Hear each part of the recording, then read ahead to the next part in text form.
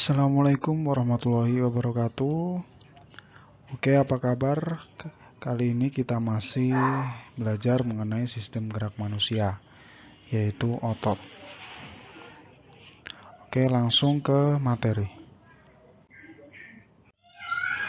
Otot. Nah, otot ini dalam kehidupan sehari-hari kita sebutnya dengan daging.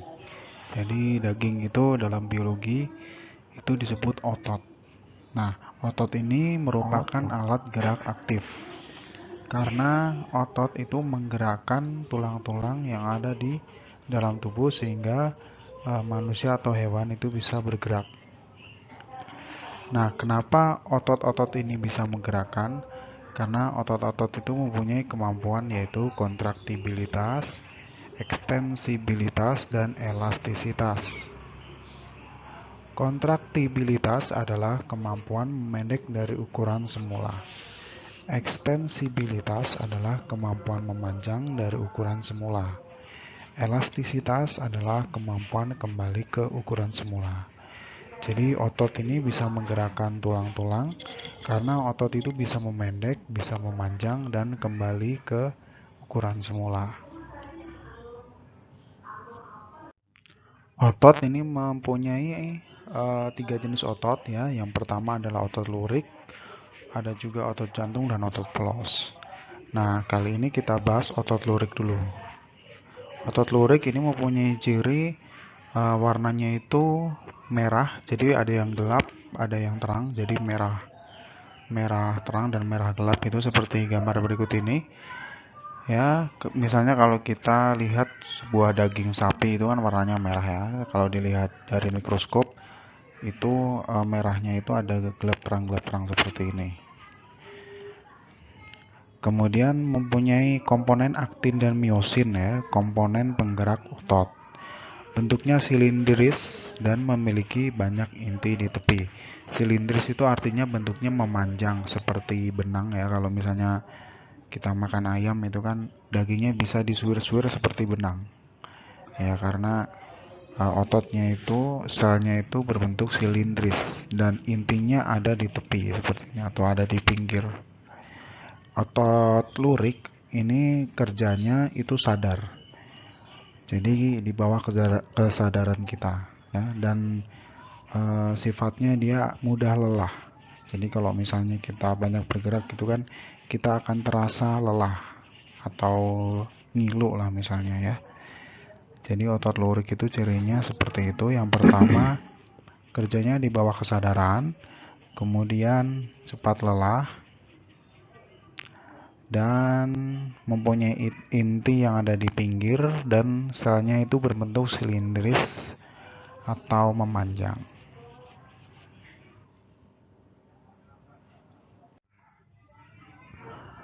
Nah, kita pelajari otot lurik. Otot lurik ini bisa juga disebut otot rangka karena dia melekat pada rangka. Ya. Kemudian kerjanya ini di bawah kesadaran. Nah, seperti ini gambarnya. Jadi otot lurik ini mempunyai tendon, ada empal, ada juga origo dan insersio. Tendon itu adalah dua ujung liat atau bagian yang melekat pada tulang. Sedangkan empal itu bagian tengah yang membesar. Kemudian tendon yang melekat pada tulang yang dian itu disebut origo seperti ini. Jadi ini misalnya adalah gambar lengan manusia. Ini ada tendon atau bagian otot yang menempel pada tulang belikat atau tulang selangka. Ini namanya origo karena dia bagian yang tidak bergerak ya. Sementara bagian yang bergerak di siku ini namanya insersio ya. Kemudian ujung ototnya ini namanya tendon. Jadi ini adalah tendon. Nah, jika otot berkontraksi, maka empal akan memendek, membesar, dan mengeras membuat tulang terangkat. Jadi kalau misalnya kita mengangkat sebuah barbel gitu, maka otot lengan atas ini akan menebal, membesar, memendek. Nah, ini artinya ototnya berkontraksi.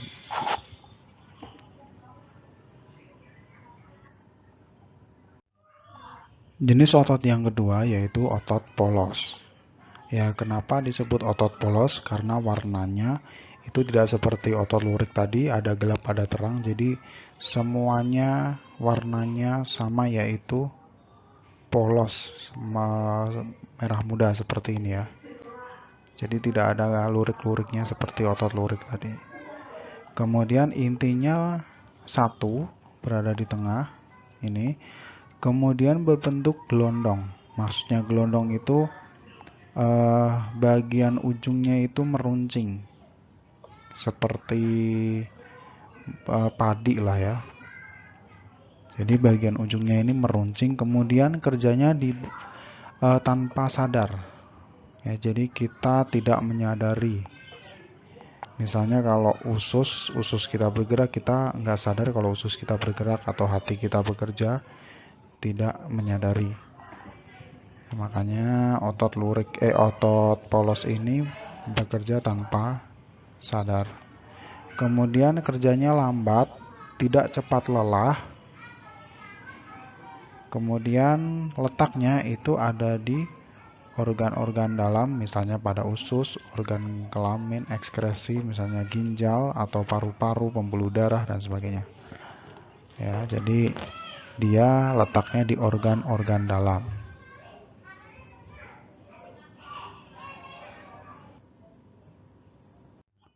Jenis otot selanjutnya yaitu otot jantung. Sesuai dengan namanya, otot ini berada di jantung. Ciri-cirinya berinti banyak dan di tengah. Nah, seperti ini gambarnya.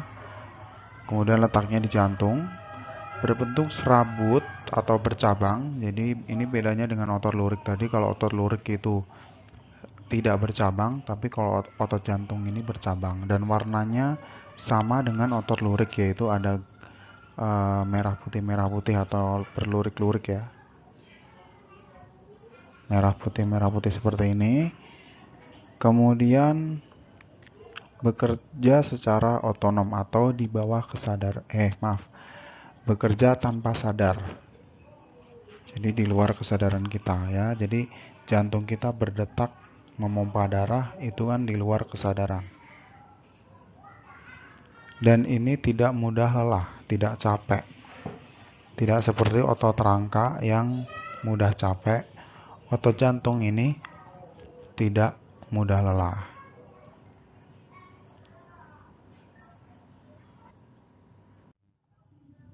Berikut adalah perbedaan antara otot polos, otot jantung, dan otot rangka. Jadi kalau otot polos ini dari bentuk selnya seperti gelondong atau bagian tengahnya besar dan ujungnya meruncing.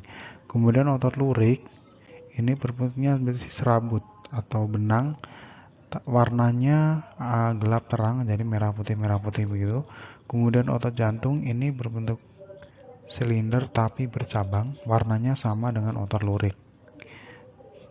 Kemudian inti selnya kalau otot polos itu satu di tengah, kalau otot lurik banyak tapi di tepi. Kemudian kalau otot jantung itu satu atau dua, letaknya di tengah. Kemudian aktivitasnya kalau otot polos itu di luar kehendak atau tidak sadar, otot lurik ini di bawah kesadaran, sedangkan otot jantung itu di luar kesadaran.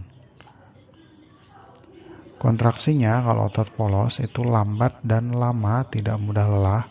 Kemudian otot lurik ini cepat dan tidak teratur dan mudah lelah. Otot jantung otomatis teratur, tidak pernah lelah dan bereaksi lambat. Letaknya kalau otot polos di alat-alat tubuh bagian dalam, misalnya saluran pencernaan. Kemudian otot lurik ini melekat pada rangka, lidah, bibir, dan kelopak mata. Sedangkan otot jantung ada di jantung.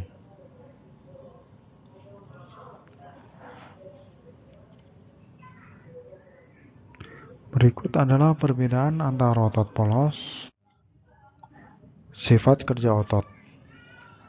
Nah, otot itu mempunyai sifat kerja, ada yang antagonis, ada yang sinergis. Nah, antagonis itu artinya saling berlawanan. Ya, misalnya ini ada gerak fleksi dan ekstensi, yaitu membengkokkan dan meluruskan. Contohnya sendi siku dan lutut. Ada juga abduksi dan aduksi, menjauhi dan mendekati badan. Misalnya sendi lengan atas dan sendi paha. Misalnya kalau kita merentangkan tangan, itu kan tangan kita menjauhi badan dan mendekati badan, itu namanya aduksi dan abduksi. Kemudian ada pronasi dan supinasi, menelungkup dan menengadah. Jadi misalnya kita lagi menelungkupkan telapak tangan atau menengadah tangan, misalnya kalau berdoa, nah itu namanya pronasi atau supinasi. Kemudian ada depresi dan elevasi, ke bawah dan ke atas. Contohnya gerakan kepala yang menunduk dan menengadah.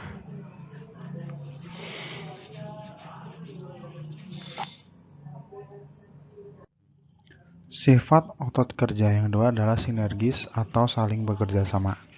Contohnya adalah otot pronator teres dan pronator quadratus yang menimbulkan gerakan menelungkup dan menengadah pada telapak tangan. Jadi ini adalah pronator teres, kemudian ini adalah pronator quadratus. Nah, otot ini saling bekerja sama sehingga kita bisa melakukan gerakan menengadah dan menelungkup. Gangguan dan kelainan pada tulang. Nah, sikap duduk itu mempengaruhi bentuk dari tulang belakang manusia. Ya, ini adalah sikap duduk yang benar. Jadi tulang belakangnya itu lurus, kemudian tulang belakangnya membungkuk. Itu namanya kifosis. Kemudian bengkok ke depan, ini lordosis. Kemudian ada yang bengkok seperti huruf S ke kanan dan ke kiri, ini namanya scoliosis. Gangguan pada tulang. Nah, tadi udah saya sebutkan kalau gangguan pada tulang belakang ada scoliosis, lordosis, dan kifosis. Ada juga fraktura atau patah tulang. Ada juga osteoporosis, yaitu tulang menjadi rapuh karena berkurangnya jumlah kalsium dan mineral dalam tulang. Biasanya terjadi pada lansia. Kemudian ada juga rakitis, yaitu penyakit yang disebabkan oleh kekurangan vitamin D dan kalsium atau pembentukan tulangnya tidak sempurna. Gejala penyakit ini ditandai dengan kaki bengkok yang berbentuk huruf O atau X. Gangguan pada persendian. Yang pertama adalah artritis eksudatif, yaitu radang atau iritasi pada sendi yang menyebabkan sendi terinfeksi atau bernanah. Kemudian ada artritis sika, radang sendi yang menyebabkan cairan sendi menjadi kering sehingga kehilangan cairan sinovial. Ya, jadi cairan sinovial ini adalah pelumasnya. Jadi kalau misalnya cairan sinovialnya berkurang, maka akan mengakibatkan artritis sika. Kemudian dislokasi, yaitu bergesernya sendi dari kedudukan semula karena jaringan ligamennya sobek. Kemudian terkilir, yaitu tertariknya ligamen ke posisi yang tidak sesuai, tetapi sendi tidak bergeser. Kemudian ankilosis, yaitu persendian seolah-olah menyatu sehingga tidak dapat digerakkan. Gangguan dan kelainan pada otot. Yang pertama adalah atrofi, yaitu otot mereduksi atau mengecil sehingga tidak kuat untuk melakukan gerakan. Atrofi ini terjadi karena kurang aktivitas, ya, jadi ototnya itu mengecil seperti gambar di A. Kemudian kebalikan dari atrofi adalah hipertrofi, otot membesar karena sering latihan atau nge-gym. Jadi ototnya membesar, ini namanya hipertrofi. Kemudian kram, kejang otot yang disebabkan oleh cuaca dingin atau aktivitas terlalu berat. Kemudian tetanus, yaitu penyakit yang disebabkan oleh Clostridium tetani. Gejalanya otot terus-menerus berkontraksi.